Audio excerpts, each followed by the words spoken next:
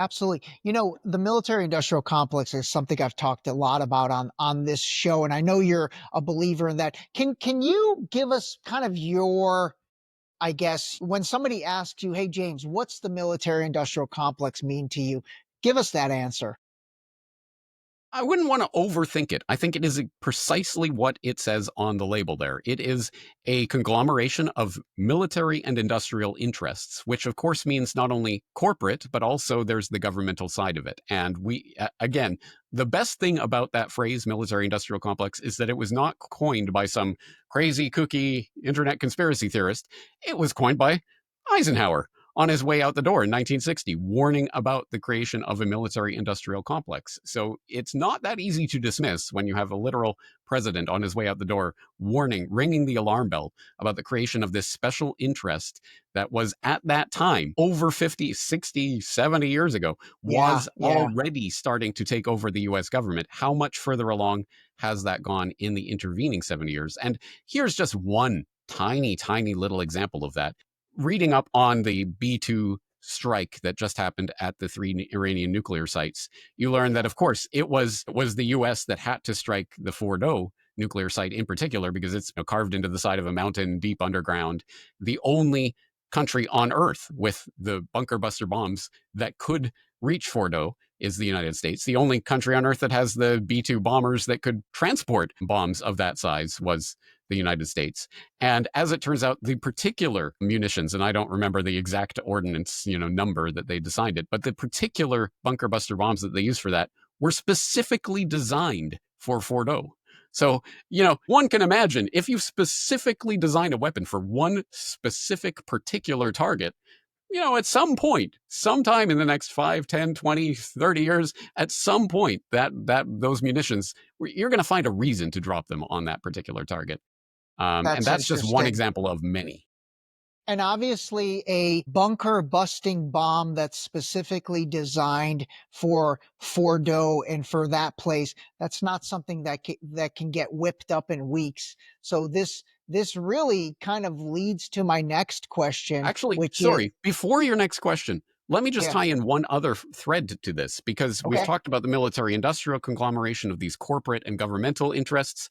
Let's not forget the importance, for example, of the propaganda machine that makes all of this function because it would not absolutely. function without the support of the population generally. Top Gun Maverick. Remember that wonderful movie that came out a few years ago? Everyone loves it. It's amazing. What was Yeah, that about? Of course, it was, without you are saying, it was about so Iran. right. It was about striking Iran. That's what that mission was supposed to be about, really. And that's that. It's just one way of embedding that in the public's imagination before it happens That in is reality. hilarious. You are absolutely right. That movie was all about that. I mean, I'm a big believer in, what do they call it?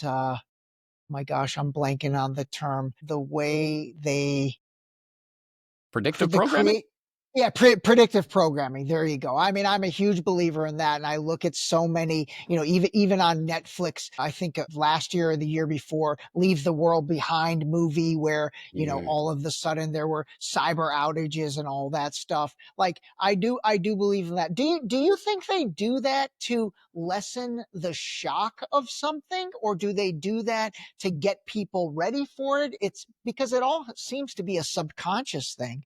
It certainly does. I think there is an aspect to it that once we have seen something and played it out in our imagination, it is at least easier to accept that it is happening in reality. If we watch all of these gung ho, guns blazing, American military here to save the day movies over and over and over throughout our entire lives, then when the American military gets involved in some conflict overseas, we fill in the blanks with the whatever Rambo imagery or whatever we have in our minds that, hey, here's the good guys, they're fighting the bad guys. We've seen this many, many times, so we understand it in that way. I think it is a way of essentially manufacturing consent, Yeah, to use a yeah. phrase.